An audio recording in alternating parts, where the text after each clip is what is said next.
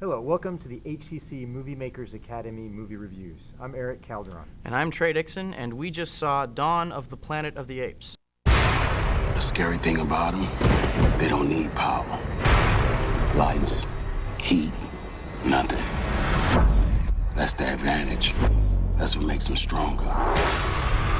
We don't mean any harm! How many were there? 80, 90.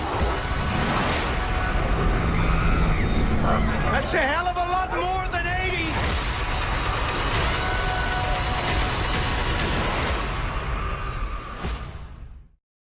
This film is directed by Matt Reeves. It stars Andy Serkis, Jason Clarke, Kerry Russell, Cody Scott McPhee, Toby Kebbell, and Gary Oldman.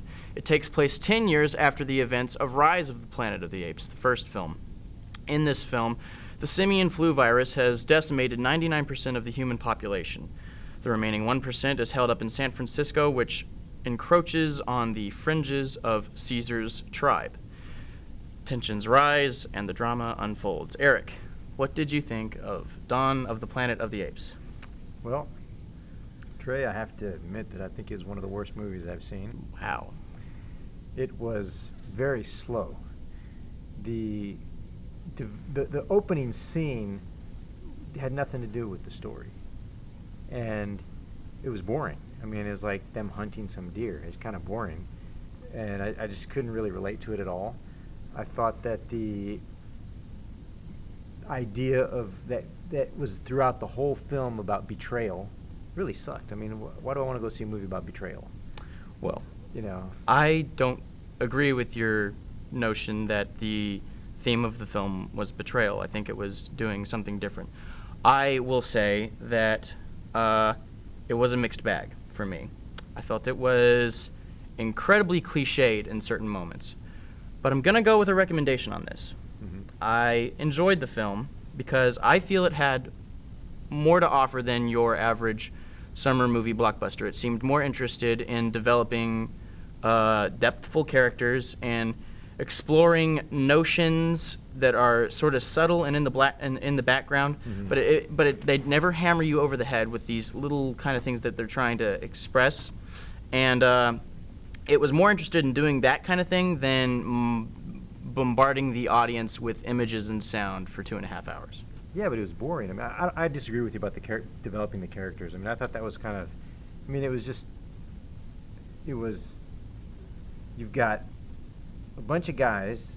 I mean, Gary Oldman's a great actor, so I enjoyed watching him act. Yeah. But I didn't really see character development. I mean, I saw a kid with a coloring book and his dad struggling to protect him from this new world. And it was kind of boring. I mean, there's no real character there. There's no... As with the original film, Uh-huh. the human characters are the weak part of the film. Mm-hmm. These movies are more about the apes. But I will like to point out that Gary Oldman's character did have development. Yeah. There's a scene where they've been without power for an extended period of time. You don't exactly know how long. Mm-hmm. And Gary Oldman has his iPad come back. Yeah. The charger is Yeah. plugged into the wall and the electricity comes back, Yeah. and you see pictures of his assumedly dead family. Mm-hmm.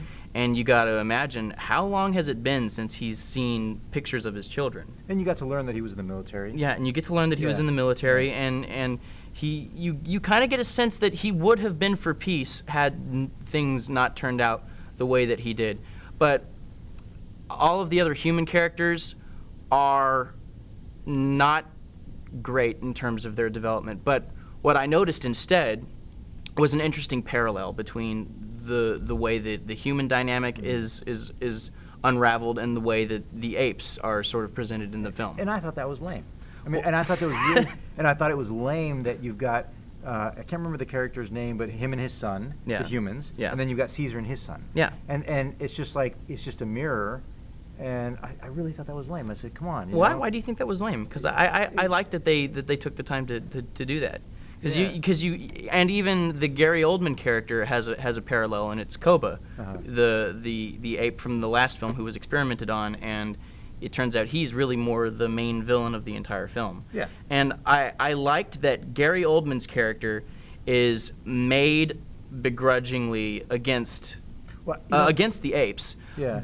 Due to circumstance. And Koba's the exact same way because he was experimented on, so he's been conditioned to hate humans. Which I disagree with you. I think Koba was not Gary Oldman, but the other scientist that was on the trip with them. Yes. The one that actually betrayed them and brought a gun in. Oh yeah, he wasn't a scientist. He was a dock worker, and that is a stupid part of the movie. But we'll get to that in a minute. But I thought Koba was more related to that. Like that was their mirror was Koba and him, because he was kind of like, yeah, he hated the apes just like Koba hated the humans.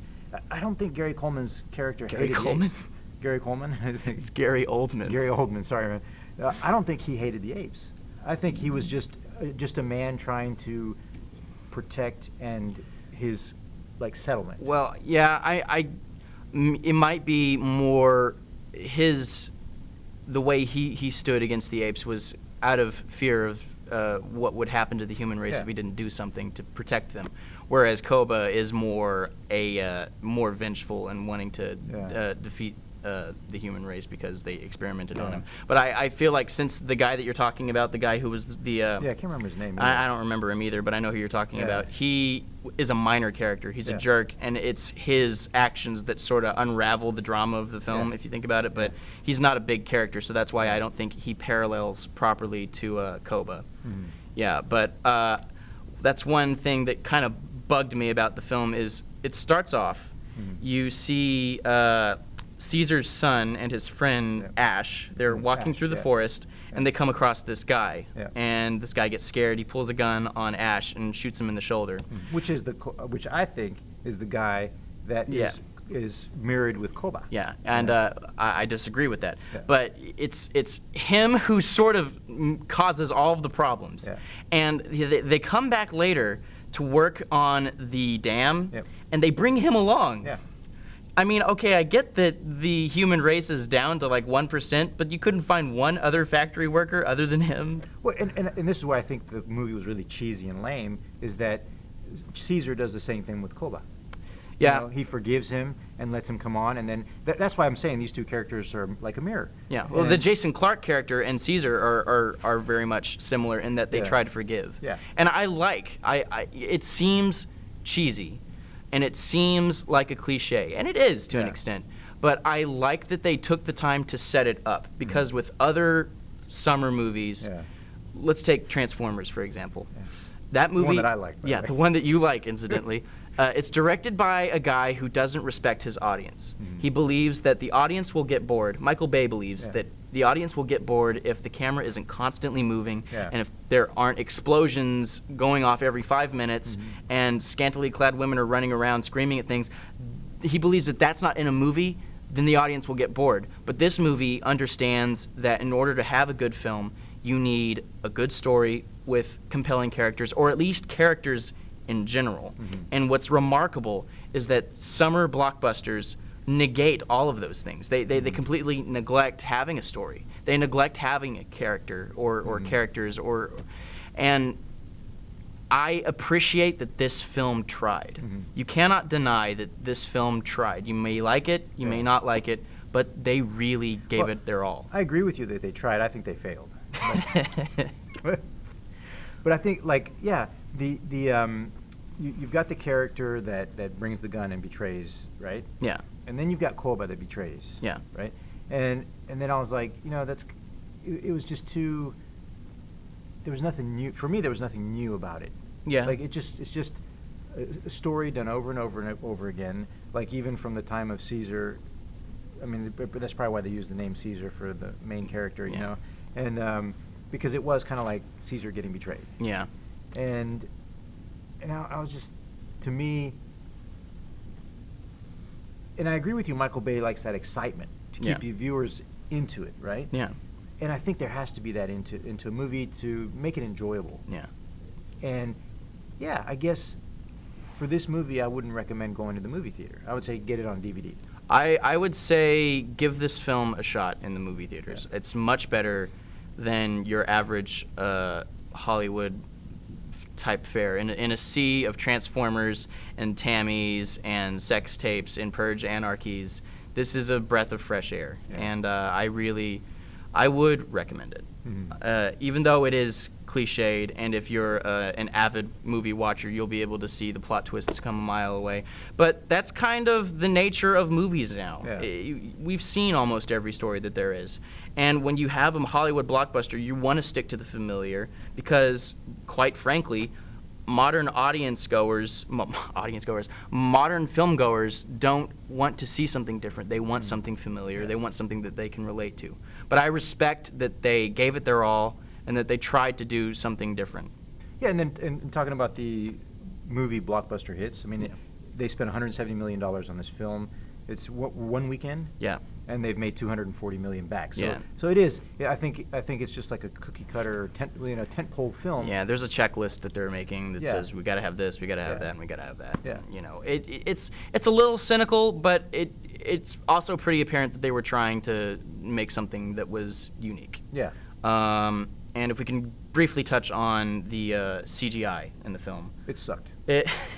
I thought that it sucked at times, Yeah.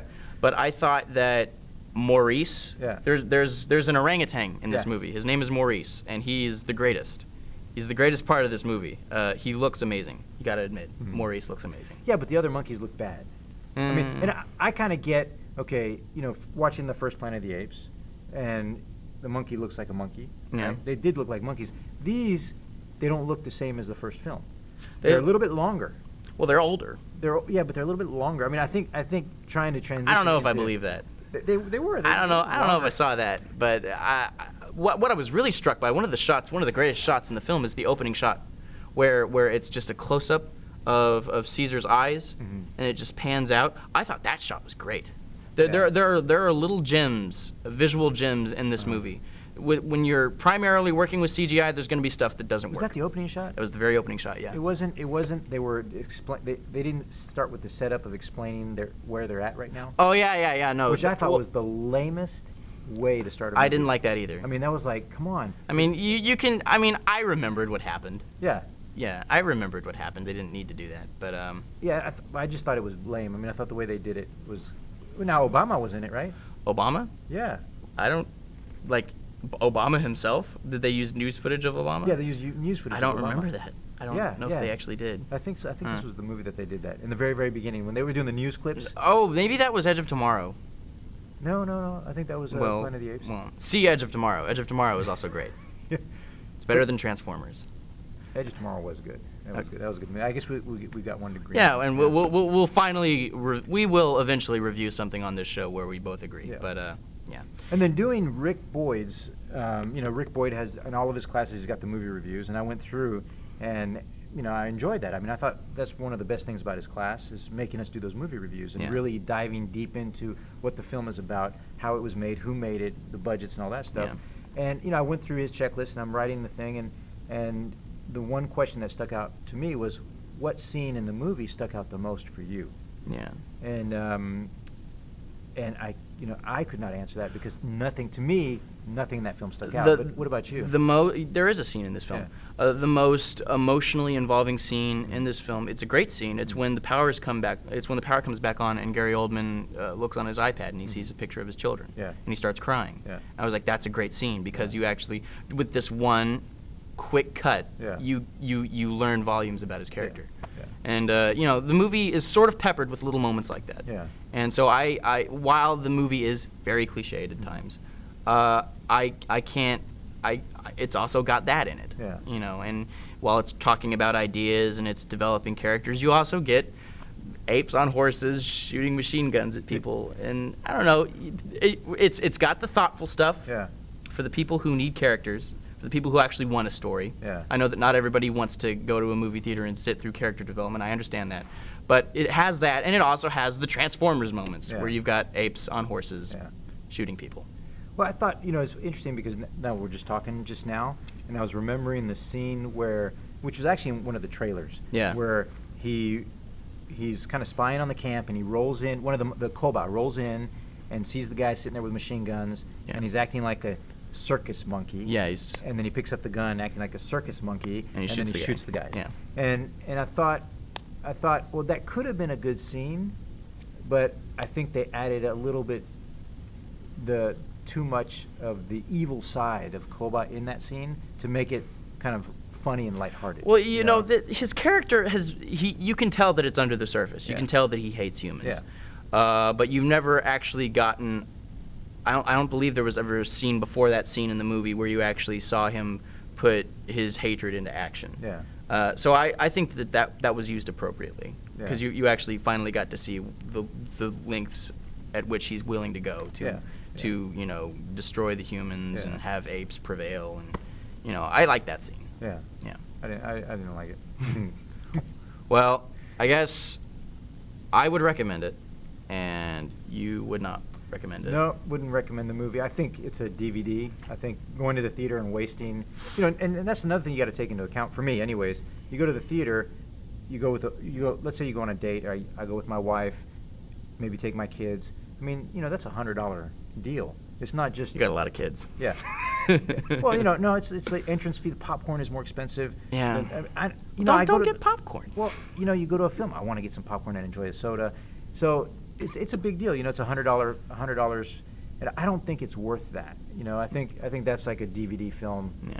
You go check it out and enjoy the film on DVD at home. Make some popcorn in the microwave oven. I mean, I enjoy seeing movies on the big screen. Yeah. And this movie is a spectacle. Yeah. And it works. If you don't want to spend too much money, go see it by yourself. Yeah. You will enjoy this film if you see it on the big screen.